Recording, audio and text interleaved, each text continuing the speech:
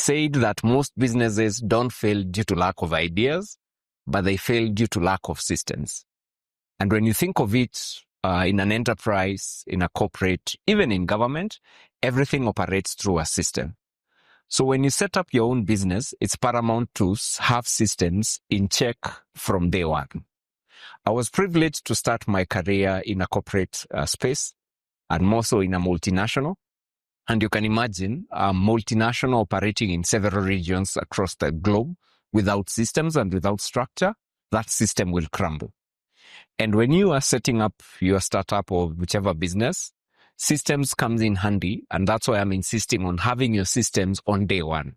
There's always the assumption we are small, we'll set up these systems as we grow. But the ideal situation should be have the systems ready from day one and grow. As your business grows, let your systems and structures grow. And secondly, your standard operating procedures, or the SOPs as we call them. Again, you might be a one-man show today, but in the future, the business will have 20, 100 people working for you. Without these standard operating procedures, it becomes very difficult even to run the business itself and even to engage external parties, your clients, partners, the government, or any other stakeholders that you'll be engaging with. And the SOPs are very paramount, and especially when you are even discussing or even engaging your customers. It should be a very clear process in terms of who engages the customer, what language do we communicate to the customer, so that when the customer is engaging to anyone within the business, you all speak one language. And the essence of that is that the customer also has confidence that this business does appreciate us as a client and they see value in us. And that's why we can feel the standard communication. And also procedures are also very critical, that for them to be set up at an early stage, because also they help you also navigate several scenarios within the business. So let's take, for example, you've gone into this enterprise, you're offering them some service. Typically, corporates will tell you our payment schedule maybe is in 30, 40 days after invoicing. Can you imagine trying to negotiate that deal with you having no process or procedure in your own business? If you have your own internal financial procedures, it's very easy for you to negotiate and appreciate that, yes, I appreciate that your payment terms are 45 days, but however, our internal policy indicates that for us to commence any project, a down payment or an advance payment needs to be paid 30%, you name it. Then from that point, it's very easy for you to negotiate with the corporate. And the corporate actually sees that these are serious guys. I mean, you already have your internal procedures and structures in place. So it's very easy even for you to negotiate.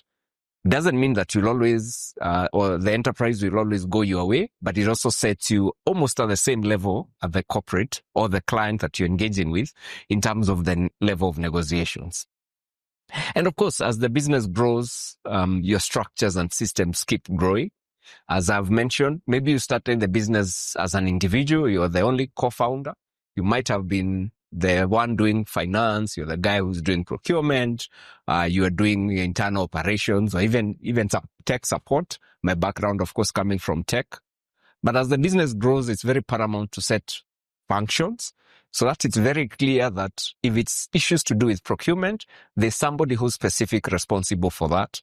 If it's operations, there's somebody or a department that is responsible for that. And this department are able to work together to ensure that you're able to offer value to your customers. And always remember, it's 10x value.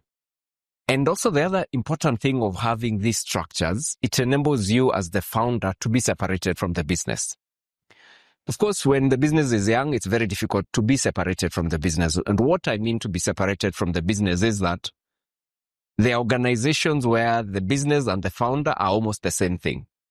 The challenge with that is that you as the founder, you'll find it very difficult for you to step out of the business because you and the business are the same thing.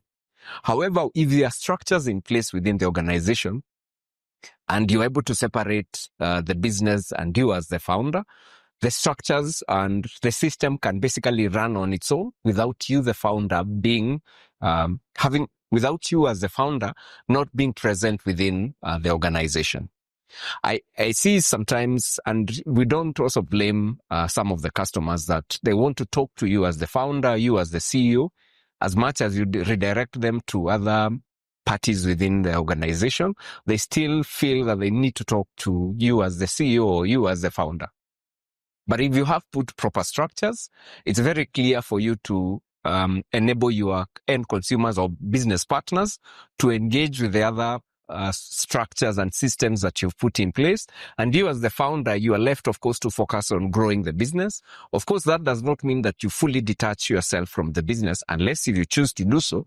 But with the structures in place, the business can comfortably run without you, the founder, the CEO, being present into the business. And that's the essence of putting these structures at a very early stage. And as I've mentioned, as the business grows, the structures also grow with the business, and it becomes a very smooth process. Think of it like a conveyor belt. When products probably in a manufacturing line are going through a conveyor belt, it's a very smooth process. And the same case with your business. When you already have structures and systems in place, it runs like that conveyor belt until the day maybe there is some interruption.